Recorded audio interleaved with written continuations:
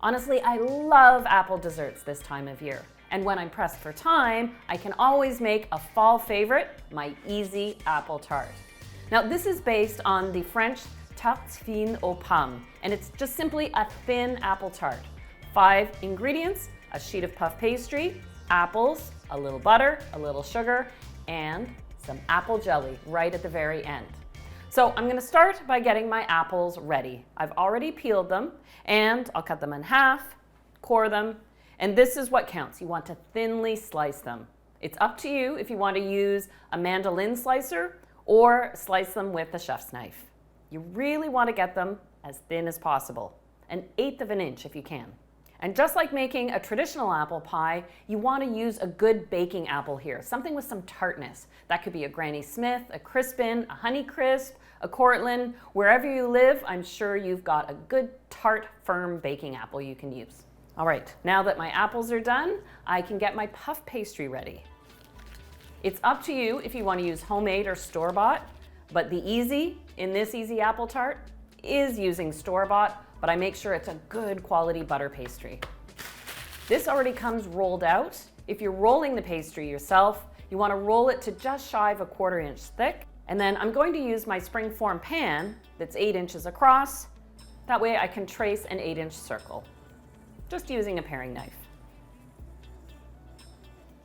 I can save the scraps for something else. And what's important is that you dock the pastry. Use a fork to pierce holes in it. Nothing will leak through the puff pastry, but it allows for an even baking. Your puff pastry will bake level and you won't get big air pockets in it. This next task is the only one that takes a bit of time, and honestly, it just takes 2 minutes, 3 minutes, and that's arranging your thin apple slices. Take the time to do it well. You can overlap the slices as you're arranging them. But now you really get the sense that this is a thin apple tart. That little bit of puff pastry with a single overlapping layer of apples. But honestly, the flavor concentrates when this bakes. Okay, usually I tuck in a little of those scrappy or broken apple pieces under the center. That way my final layer has a little lift to it. Okay. Now, I haven't added anything to the apples. Normally, if you make an apple pie, you toss it with sugar and cinnamon and other things. We want this to be about the clean taste of autumn apples. The first thing I do is brush the apples with a layer of melted butter. Go very gently because the apples can move around easily. And after you've done that, a sprinkling of sugar. The recipe calls for 3 tablespoons each of the butter and the sugar. Only put on half at this point. Okay. Puff pastry always bakes in a hot oven, so I've preheated it to 400. And now, even though the tart will take 30 minutes, even 40 minutes to bake, I'm only going to put it in for 10 minutes right now. Here's the apple tart after the 10 minutes. At the 10-minute mark is when I put on the remaining butter and sugar. Had I put this on at the very beginning, it would have been too much sugar, it would have weighed down the apples and potentially burned them before the pastry had a chance to cook. So this 2-step process, it doesn't add too much more work, but you'll end up with a more beautiful tart. You know, it's the little steps like this that do make a difference. And so I'll pop this back in the oven for 20 to 30 minutes, still at 400 degrees. The apples will brown just a little bit at the edges, but I'm looking for that rich golden brown of the puff pastry around the outside edge. I do find this tart is best served at room temperature. And it's also a great make-ahead for that reason, even if it's only 30 minutes before your guests arrive. The finishing touch for me is an apple jelly glaze.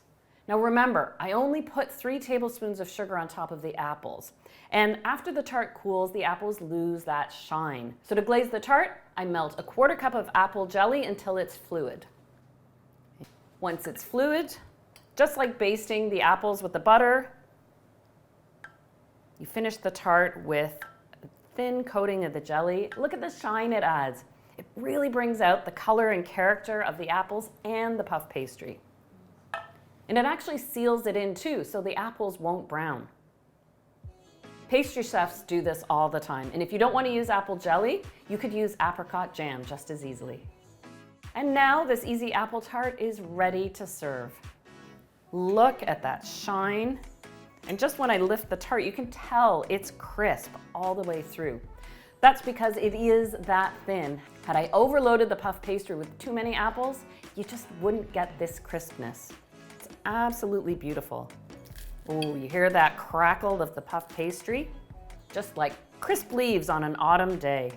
And it's amazing how that thin layer of apples on top of the pastry actually has such an intense concentrated apple flavor. This really is a beautiful tart. You can serve it on its own, maybe a dollop of sweet and sour cream, whipped cream. You could even put a scoop of vanilla ice cream on there. I'll leave that up to you. What I can tell you is that I know this easy apple tart is going to become one of your fall favorites.